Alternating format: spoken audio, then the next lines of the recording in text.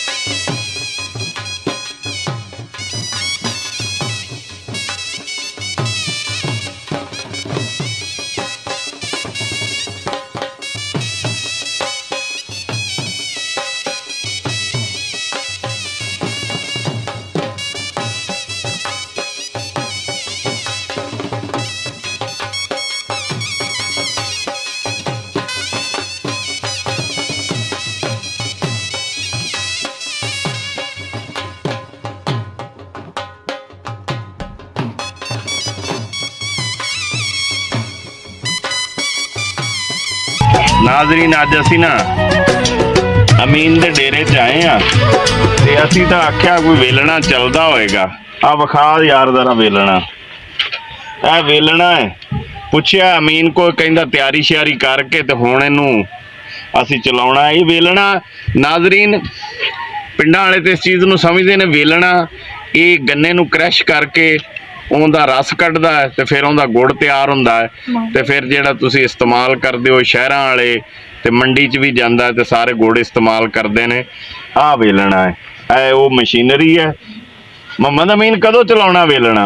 2-3 दिनों में। इधर मेरे अल मूँह करके गल कर। 2-3 दिनों तक। 2-3 दिनों तक। ये तो हाले सफाई नहीं तुसीं कीती। सफाई हो जाएगी अद्धे घंटे ते करो यार सफाई। तो चुब्बा कित्थे जेड़ा? नाज़रीन आओ तुहानूं चुब्बा, आओ जी मोहम्मद अमीन आओ। नाज़रीन आ चुब्बा है, इहदे उत्ते कड़ाह रखिया जांदा है। इधरों दी किधरों दी अग डाउंदे, इधरों दी अग डाई दी है ते उत्थों धुआं निकलदा ते इत्थे इस पासे दी सवाह निकलदी है ते इहदे ते फिर वो रस कट के इहदे सिट्टी दा थल्ले अग बाली दी है ते फिर ये पत्त पकदी है, फिर इहदा गुड़ बनदा। मोहम्मद अमीन इवें ही है? हाँ जी मोहम्मद अमीन कहता इवें ही है। असी आ तुहानूं मोहम्मद अमीन दा माल भी विखाउने और ट्राली खड़ी है। आ जाओ अमीन साहब, आ इन्हां तो साडी जान छड़ाओ जिहड़ी कां लाई है।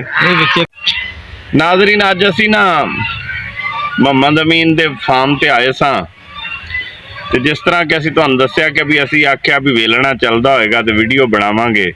कहंदे ने 2-3 दिन लगणगे फिर वेलना चलावांगे ते असी आख्या चलो फिर मोहम्मद अमीन दी रोज़मर्रा दी जिंदगी ते थोड़ा जिहा व्लॉग कर लीए। असी तुहानूं माल विखाया अमीन दा, मझां विखाइयां ने, गावां विखाइयां ने, वेलना विखाया है।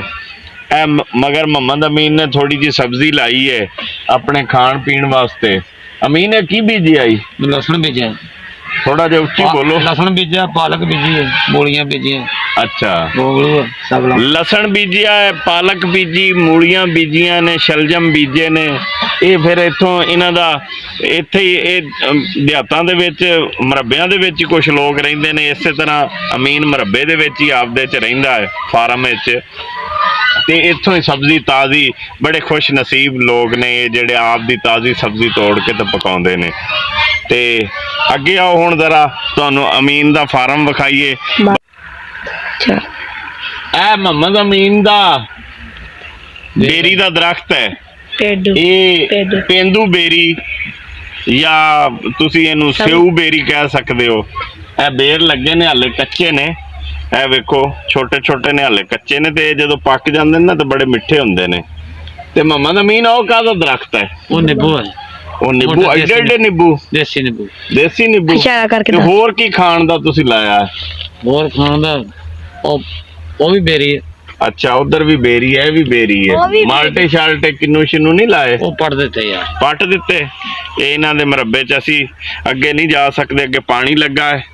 ਤੇ ਹੁਣ ਪਿੱਛੇ ਚੱਲਨੇ, ਅਮੀਨ ਸਾਹਿਬ ਦੇ ਵਾਲਦ ਹੋਰਾਂ ਨਾਲ ਗੱਲ ਕਰਨੇ ਕਿ ਉਹ ਸਾਨੂੰ ਕੀ ਆਂਦੇ, ਉਹਨਾਂ ਦੇ ਖਿਆਲਾਤ ਕੀ ਨੇ। ਆ ਜਾਓ, ਬੰਦ ਕਰ ਦਿੱਤੀ। ਨਾਜ਼ਰੀਨ, ਇਹ ਮੁਹੰਮਦ ਅਮੀਰ ਸਾਹਿਬ ਨੇ, ਇਹ ਅਮੀਨ ਦੇ ਵਾਲਦ ਸਾਹਿਬ ਨੇ। ਇਹਨਾਂ को ਪੁੱਛਨੇ ਆ, ਅਮੀਰ ਕਿੰਨੀ ਉਮਰ ਹੋ ਗਈ ਹੈ ਤੁਹਾਡੀ? ਥੋੜਾ ਜਿਹਾ ਉੱਚੀ ਬੋਲਣਾ ਹੈ। 70 ਸਾਲ। 70 ਸਾਲ। ਤੇ ਜਦੋਂ ਪਾਕਿਸਤਾਨ ਬਣਿਆ ਉਦੋਂ, ਉਸ ਤੋਂ ਬਾਅਦ ਹੀ ਤੁਸੀਂ ਪੈਦਾ ਹੋਏ ਹੋ? ਕੁਝ 6-7 ਸਾਲ, 12 ਸਾਲ। 12 ਸਾਲ ਬਾਅਦ ਪੈਦਾ ਹੋਏ ਹੋ। ਤੇ कैसी गुजरी जिंदगी? अल्लाह दी रहमत। सारी जिंदगी जिमीदारा कीता है? लकड़ा पटियां। ऐ थोड़ा सोटा परा करो। की पटिया? लकड़ा पटियां, रेड़ियां वाहियां। रेड़ियां मतलब हाँ, लकड़ा पटियां, रेड़ियां वाहियां, जिमीदारा कीता। ते अमीर साहब तुहाडियां भट्ठियां भी तो होंदियां सी कोले वालियां? कोला बनाया। अच्छा, ते कैसी जिंदगी सी तुहाडी जवानी वेले च? हुण अच्छी नहीं ना हुंदी। नहीं, उस वक्त गुजरे दा तुहानू पछतावा है कि भी वो अच्छा सी ते माड़ा है? वो अच्छा सी। ऐ अच्छा नहीं? कोई गल सुनाओ, उहदे च की अच्छाई सी? ओहदे अच्छाई सी, एक दूए दा एहसास करदी सी दुनिया। अच्छा, जे मैं डिग्गा पिया तो मैं चाह लैंदे सी। अच्छा। हुण मैं उत्थे मरिया पिया तो मैनू कोई नहीं नेड़े लगे।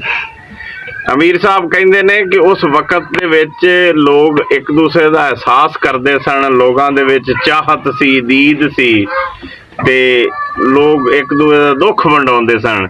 ते हुण आके जे मैं उत्थे डिग्गा भी पिया होवां तां मैनू नहीं कोई चक्केगा। मैं खाले ते सारे दे प्यार है। हुण आया मैं। अच्छा, सखारी थे।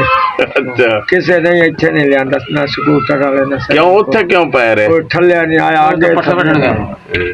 आदे खाले ते प्यारियां तबीयत खराब सी ते उत्थे प्यारियां ते किसी ने पूछया तक नहीं भी अमीर तू इत्थे क्यों पिया है। वाकई ही वक्त बदल गया है। वो पुरानियां गल्लां, ये नाज़रीन तुहानू विखाउण दा मकसद है कि ये साडा पंजाब दा कल्चर, इस तरह की साडी रोजमर्रा की जिंदगी हुंदी। माल नू पट्ठे पाउणे, जिमीदारा करना, हल वाहुणे। अमीर अगे ढगियां ते हल वाहुंदे रहे हो, हुण आ ट्रैक्टर लिया। ट्रैक्टर विखा यार काके। तो खड़ा चल कि हुण ट्रैक्टर ले लिया, हुण दिल नहीं करता ढगियां ते हल वाहुण नू? हुण ढगे कोई भी नहीं बंदा। अच्छा, दिल करदा ढगे वाहुण नू? ओ जी 84 ने खूह भी वाया है? खूह भी वाया। पानी खूह ते लाया जमीन नू? हाँ जी। अच्छा, 2.5 किला। ते खरास हुंदे सन? खरास भी पीठे। अच्छा, दाने खरासां ते पीसे ने? खूह वाए।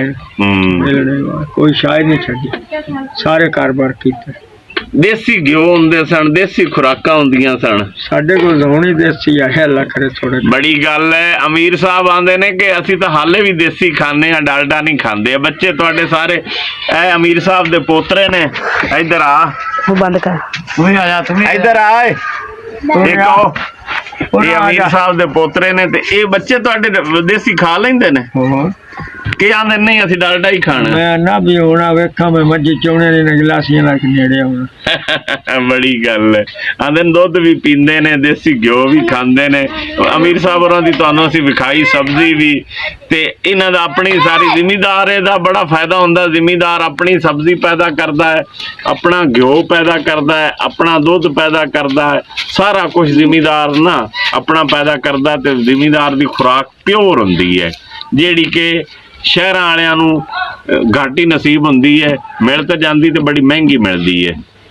ਬਾਕੀ ਅਸੀਂ ਤੁਹਾਨੂੰ ਵਿਖਾਉਣਾ ਤਾਂ ਵੇਲਣਾ ਸੀ। ਇਨਸ਼ਾਅੱਲਾ ਹੁਣ ਨੈਕਸਟ ਜਿਹੜੇ ਦਿਨ ਵੇਲਣਾ ਚੱਲਿਆ ਨਾ ਤੁਹਾਨੂੰ ਵਿਖਾਵਾਂਗੇ। ਆਪਣਾ ਖਿਆਲ ਰੱਖਿਆ ਜੇ ਆਪਣੇ ਬੱਚਿਆਂ ਦਾ ਹੀ, ਤੇ ਰੱਬ ਰਾਖਾ।